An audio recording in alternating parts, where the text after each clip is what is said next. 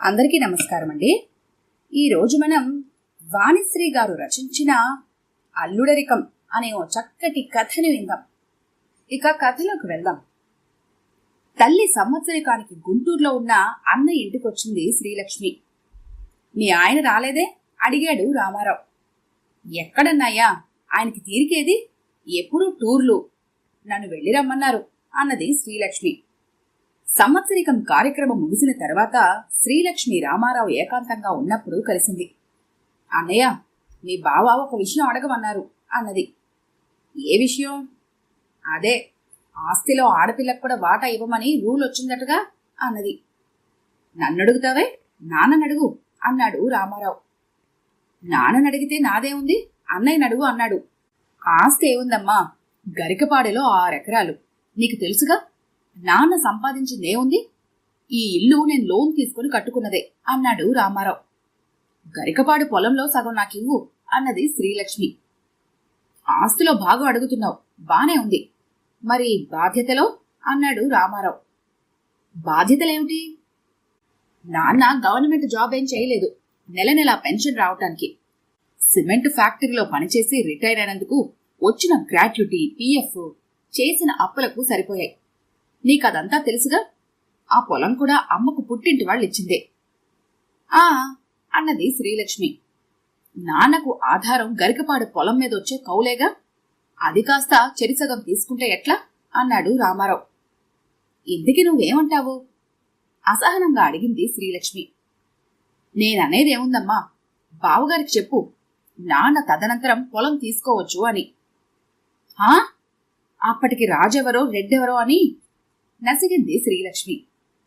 ఏంటి, బావగారు గట్టిగా కావాలంటున్నారా అడిగాడు రామారావు.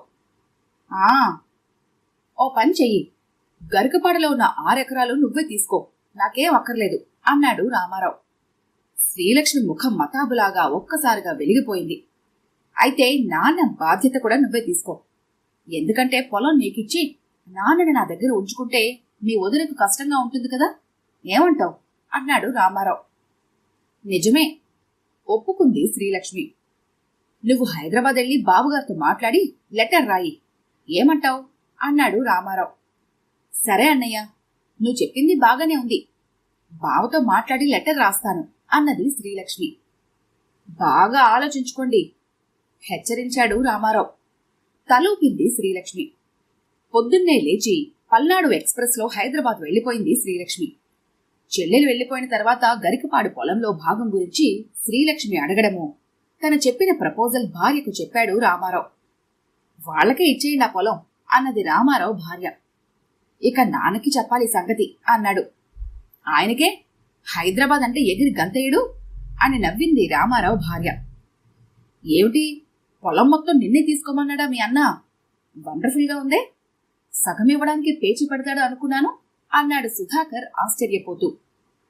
మా అన్నయ్య మీలా పేచీకోరు కాదులేండి, అయినా మా గుంటూరు జిల్లా వాళ్ళు మీ కృష్ణా జిల్లా వాళ్ళలా డొంక తిరుగుడు వ్యవహారాలు నడపరు, మాదంతా ముక్కుసూటి వ్యవహారం అన్నది శ్రీలక్ష్మి. ఇప్పుడు ఆంధ్ర, తెలంగాణ, రాయలసీమ అని ప్రాంతాల వారీగా కొట్టుకు చస్తుంటే నువ్వు జిల్లాల మధ్య చిచ్చు పెట్టేలా ఉన్నావే అని నవ్వాడు సుధాకర్. ముందు ముందు అవి కూడా మొదలవని గ్యారంటీ ఏముంది అన్నది శ్రీలక్ష్మి. ఆ గొడవ మనకెందుకు కాని, గరికపాడు పొలానికి కౌలెంతొస్తుందే అడిగాడు సుధాకర్. ఏమో, మా మామయ్య కౌలుకి చేస్తున్నాడు, ఎంత ఇస్తాడో తెలీదు. సంవత్సరానికి ఒకసారి గుంటూరొచ్చి నాన్నకి కౌలిస్తాడు. వచ్చేటప్పుడు ఎండు మిరపకాయలు, పండు మిరపకాయలు పచ్చడి, చింతకాయల తొక్కు వగైరాలన్నీ తెస్తాడు. ఇకనే ముందు ముందు అవన్నీ హైదరాబాద్ తెస్తాడులే మీ మామయ్య అన్నాడు సుధాకర్. మరి అన్నయ్యకి లెటర్ రాస్తారా ఉత్సాహంగా అన్నది శ్రీలక్ష్మి. లెటర్ ఎందుకు, ఫోన్ చేస్తాలే హుషారుగా అన్నాడు సుధాకర్. మర్నాడే రామారావు ఆఫీస్కి ఫోన్ చేశాడు సుధాకర్. నాన్నని పంపడానికి తొందరెందుకు, మీరొచ్చి పొలం రాయించుకుని రిజిస్ట్రేషన్ చేయించుకోండి, అలాగే నాన్న బాధ్యత మీదేనని అగ్రిమెంట్ రాసివ్వండి, ఎందుకైనా మంచిది కదా అన్నాడు రామారావు. ఇదేదో బాగానే ఉందని శ్రీలక్ష్మి సుధాకర్ వెళ్లి ఆంజనేయులతో పొలం రాయించుకుని రిజిస్ట్రేషన్ చేయించుకున్నారు. అలాగే రామారావు బామర్దితో తన తండ్రి ఆంజనేయులు బాధ్యత తనదేనని, జీవితాంతం పోషిస్తానని అగ్రిమెంట్ రాయించుకున్నాడు. ఆంజనేయులు కూతురు అల్లుడితో హైదరాబాద్ బయలుదేరాడు. చైతన్య అపార్ట్మెంట్స్ లో ఉన్న 25 ఫ్లాట్స్ వాళ్ళని సెల్లార్లో సమావేశపరిచి పార్టీ ఇచ్చింది Srilakshmi. Pulla Reddy sweets, cool drinks serve చేసింది. అందరికీ తన తండ్రి ఆంజనేయులు పరిచయం చేసింది. గరికపాడలో ఉన్న మొత్తం 6 ఎకరాల పొలం తనకే ఇచ్చేశాడని, ఇక నుంచి తమ దగ్గరే ఉండిపోతాడని అనౌన్స్ చేసింది. అందరూ క్లాప్స్ కొట్టి హర్షం వెళ్లిబుచ్చారు. Apartment president ఆంజనేయుల్ని పొగిడాడు. పనిలో పనిగా ఆయన కొడుకు రామారావుని కూడా ఆకాశానికి ఎత్తేశాడు. అందరూ ఈ తండ్రి కొడుకుల్లా ఆడపిల్లలకు ఆస్తులు పంచిస్తే భారతీయ సంస్కృతి చెక్కు చెదరకుండా నిలబడిపోతుందని, కుటుంబాల మధ్య పొట్లాటలే ఉండవని లెక్చర్ దంచాడు.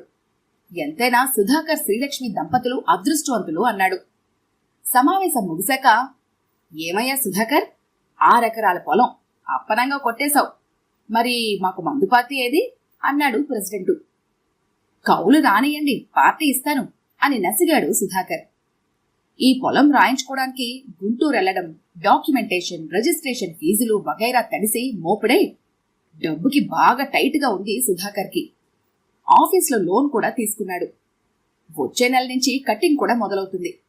ఆ కౌలేదే వచ్చే వరకు తిప్పలే. ప్రెసిడెంటు, సెక్రటరీలతో సుధాకర్ గుసగుసలాటం గమనించిన కొందరు వాసన పట్టారు. కాస్త ఓపిక పడితే గొంతు తడవకపోతుందని సెల్లార్లోనే అటు ఇటు తారాట్లాడారు. డిన్నర్ టైం అయిందని కొందరు వెళ్లిపోగా, పెళ్లాలకు భయపడి మరికొందరు జారుకోగా 7 మిగిలారు. సుధాకర్ గుండె గుభేలు మంది. వీళ్లను తీసుకుని బార్కెళ్తే 2000కి తక్కువ బిల్లు కాదు. ఆ మాటే ప్రెసిడెంట్ చెవిన వేశాడు. ప్రెసిడెంట్ భక్కున నవ్వి, బార్కెందుకు ఆవదం, నా ఫ్లాట్లోనే పెట్టుకుందాం దుకాణం అని, ఒరే నాగన్నా అని కేకేశాడు. వాచ్మ్యాన్ పరిగెత్తుకొచ్చాడు. సార్ డబ్బులిస్తాడు గాని 2 McDowell whisky full bottles, kilo పకోడీలు, ఒక 50 బజ్జీలు పట్టుకురా అన్నాడు ప్రెసిడెంటు. సుధాకర్ ఏడ్చుకుంటూ డబ్బులిచ్చాడు. నాగన్న పోతూ ఉండగా ప్రెసిడెంట్ మళ్లీ అరిచాడు, ఒరే పెద్ద సైజు సోడా బాటిల్స్ 2 మర్చిపోకు. ప్రెసిడెంట్ రాజారావు బ్యాచులర్నని గొప్పగా చెప్పుకుంటాడు. పిల్లలు అమెరికాలో సెటిల్ అయ్యారు. భార్య స్వర్గానికి వెళ్లిపోయింది. రాజారావు బ్రహ్మచారిగా మిగిలిపోయాడు. రోజూ విస్కీతో గొంతు తడుపుకోవాల్సిందే. అందుకు సాకులు వెతుకుతూ ఉంటాడు. ఎవరింట్లో బర్త్డే జరిగినా, శారీ వేరింగ్ ఫంక్షన్ గాని, సత్యనారాయణ వ్రతం గాని సదరు గృహస్థుని పీడించి మందు పార్టీ ఏర్పాటు చేయిస్తాడు. రాజారావు ఫ్లాట్ బార్గా మారిపోతుంది. రాత్రి 9 దాటింది. నాన్నా లే, భోంచెద్దువు గాని అన్నది శ్రీలక్ష్మి. అల్లుడు రానియమ్మా, నాకేం తొందర, రెడ్డి మిఠాయిని తినిపించావు, అంతా నెయ్యి కాబోలు, కడుపులో మందంగా ఉంది అన్నాడు ఆంజనేయులు. ఆయన ఎప్పుడొస్తాడో నువ్వు కాని అని శ్రీలక్ష్మి తొందరపెట్టినా ఆంజనేయులు లేవలేదు. ఫ్లాట్లో నుంచి బయటకొచ్చి కాసేపు పార్కింగ్ ప్లేస్ లో అటు ఇటు తిరిగాడు. అప్పుడే నాగన్న ఆంజనేయులు కంటపడ్డాడు. నల్లటి క్యారీ బ్యాగ్ లో ఏముందో ఇట్టే పసిగట్టాడు. వాచ్మెన్ మరో ఫుల్ బాటిల్ మోసుకొస్తున్నాడు. ఫస్ట్ ఫ్లోర్లోనే ఉన్న రాజారావు ఫ్లాట్లోకి నాగన్నతో పాటు ఫాలో అయ్యాడు. ఆంజనేయులు చూసి అంతా తేలుకుట్టిన దొంగల్లా అయిపోయారు. ఇక సుధాకర్ మామగారిని చూసి హిహి అని ఏడవలేక నవ్వి, మనోళ్లు పార్టీ అడిగారు మావయ్య అని కుర్చీలోంచి లేచాడు. దాందే ఉందిలే అల్లుడు, అంతా మామూలే అని నవ్వాడు. విస్కీతో కూడిన పకోడీ వాసనకి ఆంజనేయులు నోట్లో నీళ్లూరాయి. వస్తా గురుగారు అంటూ తడబడుతూ నెమ్మదిగా జారుకున్నాడు సుధాకర్. అల్లుడు ఖాళీ చేసిన కుర్చీలో ఆసీనుడయ్యాడు మామ. ఆంజనేయులకు గుంటూరు కంటే హైదరాబాద్ నచ్చింది. ముఖ్యంగా ప్రెసిడెంట్ రాజారావుతో దోస్తీ కుదిరింది.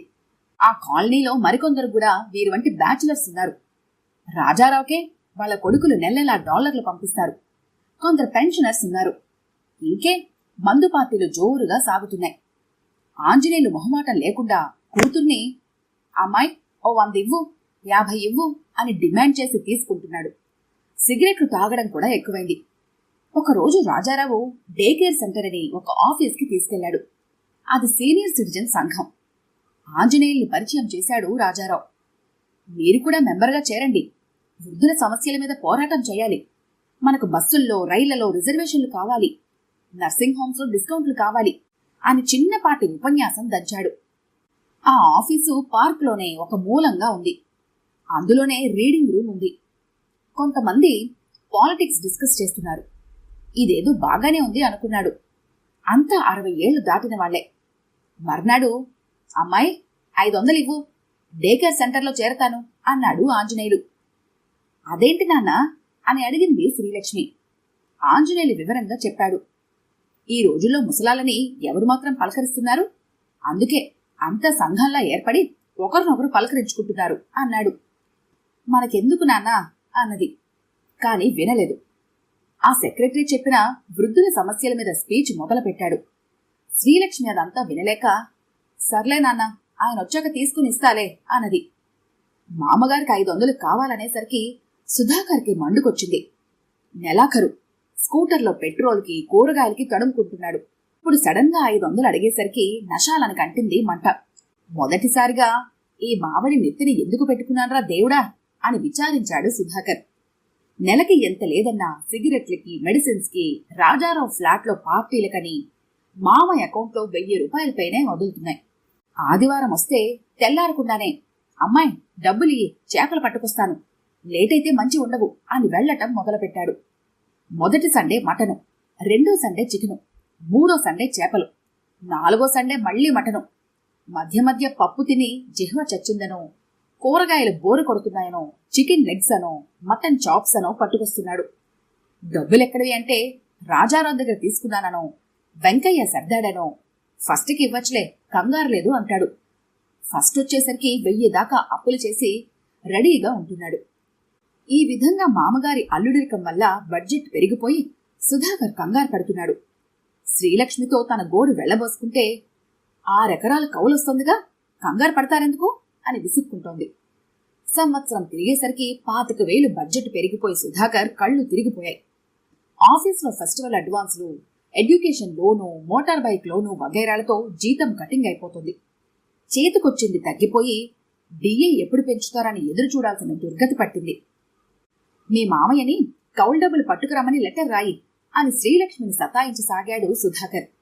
శ్రీలక్ష్మి 4 ఉత్తరాలు రాశాక ఒకరోజు పొద్దున్నే గరికపాడు నుంచి ఆమె మేనమామ నరసయ్య మనవణ్ణి వెంటేసుకుని హైదరాబాద్ వచ్చాడు. వస్తూ ఎండు మిరపకాయలు, పండు మిరపకాయల పచ్చడి, పులిహోర, గోంగూర, చింతకాయల తొక్కు వగైరా మేడిన్ గరికపాడు బ్రాండెడ్వన్నీ మోసుకొచ్చాడు. ఆయన చూస్తూనే సుధాకర్ సంబరపడిపోయాడు. బాబాయికు గారెలొండి పెట్టు అని శ్రీలక్ష్మికి పురమాయించాడు. మేనకోడలి మొగుడు చేస్తున్న అతిథి మర్యాదలకు సంతోషించాడు నరసయ్య. అబ్బాయ్, బస్సుకు పోతా, తెల్లారకముందే కారంపొడి పోద్దంటగా అన్నాడు నరసయ్య. అంత చీకట్లో కారంపొడిలో దిగి మీ ఊరెట్లా వెళ్తారు అన్నాడు సుధాకర్. ఇప్పుడు పెద్ద ఆటోలు ఊళ్ళలో తిరుగుతున్నాయిలే అన్నాడు. తర్వాత పంచమడతల్లో నుంచి నోట్ల కట్ట తీసిచ్చి, ఇదిగో మీ కౌలు డబ్బులు అన్నాడు. సుధాకర్ లెక్కబెట్టగా 3,000 కనీసం ఎకరానికి 10,000 కౌలు వేసుకున్నా 6 ఎకరాలకి 60,000 వస్తాయని కలలకంటున్న సుధాకర్ షాకు తిన్నట్లయిపోయాడు. అదేంటి బాబాయ్ గారు, 3,000 ఇచ్చారు, మిగతావి అన్నాడు. మిగతావేందబ్బాయ్, ఎకరానికి 500, మీ 6 ఎకరాలకి 3,000గా అన్నాడు నరసయ్య. సుధాకర్ నోట మాట రాలేదు. శ్రీలక్ష్మి గుడ్లు తేలేసింది. ప్రతి ఏడు మీ మామయ్య ఇచ్చే కౌలు అంతేనమ్మాయి అని వంత పాడాడు ఆంజనేయులు. వర్షాల్లేవు, పండి చావటం లేదు ఇన్నాళ్ళు. ఇప్పుడు పోయినేడు వర్షాలు పడితే పండిన పంటకి రేటు లేదు. అంతా మాయగా ఉందబ్బాయి. ఏందో ఏం చేయలేక పంట వేయడమే అన్నాడు నరసయ్య నిట్టూరుస్తూ. సుధాకర్కి నశాలానికి ఎక్కింది కోపం. నరసయ్య తమను తెలివి తక్కువ వాళ్ళను చేస్తున్నట్లుగా ఫీలయ్యాడు. మా పొలం అమ్మేసి డబ్బివ్వండి అన్నాడు ముఖం మార్చుకొని. నరసయ్య పక్కపక్క నవ్వాడు. పొలం అమ్మడమా? అక్కడ కొనేవాడెవడు? ఆ పక్కన ఊళ్ళో ఒక కంపెనీ ఓడికి 1000 ఎకరాలుంది. ఎకరం 10,000కి అమ్ముతారని పేపర్లో వేస్తేనే కొనే దిక్కులేదు అన్నాడు. ఏ? గొంతులో తడి ఆరిపోతుండగా అన్నాడు సుధాకర్. ఏమంటే ఏం చెప్పను, పల్నాడు నక్సలైట్ ఏరియాని ఎవడూ కొనటం లేదు. కొనేవాడుంటే అయినకాడికి అమ్మేసి ఎటైనా పోదామని నేను చూస్తున్నా అన్నాడు నరసయ్య. సుధాకర్ శ్రీలక్ష్మి బిత్తర చూపులు చూస్తుండగా నరసయ్య మనవణ్ణి వెంటబెట్టుకుని బయలుదేరాడు. ఆంజనేయులు బామ్మర్దిని బస్సెక్కించి రావటానికి వాళ్ల వెంట వెళ్లాడు. అల్లుడరికంలో ఉన్న మజాని పాడుకుంటూ. ఈ కథ కనుక మీకు నచ్చినట్లయితే లైక్ చేయండి, షేర్ చేయండి. మరిన్ని ఇంట్రెస్టింగ్ కథల కోసం మా ఛానల్ని తప్పకుండా సబ్స్క్రైబ్ చేసుకోండి.